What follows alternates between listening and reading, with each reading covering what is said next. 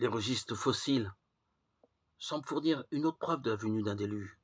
Ils révèlent qu'autrefois l'Europe était le terrain de chasse des smilodons, félins aux canines en forme de poignard, que l'Amérique du Nord était sillonnée par des chevaux plus grands que tous ceux qui vivent aujourd'hui, et qu'en Sibérie pâturaient des mammouths. Puis, sur la terre entière, des espèces de mammifères disparurent en même temps que se produisit un brutal changement climatique. En Sibérie, des dizaines de milliers de mammouths périrent et furent rapidement congelés.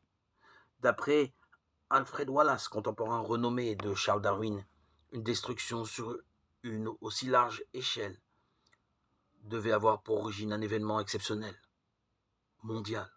Beaucoup estiment que cet événement fut le déluge. L'éditorial d'une revue d'archéologie biblique fait ce commentaire. Il faut se rappeler que l'une des traditions les plus répandues de la culture humaine est celle d'une grande inondation. Néanmoins, il se peut très bien que les traditions les plus anciennes préservées dans les textes du Proche-Orient indiquent qu'un véritable déluge aux proportions gigantesques s'est bien produit au cours de l'une des époques pluviales, il y a des milliers d'années.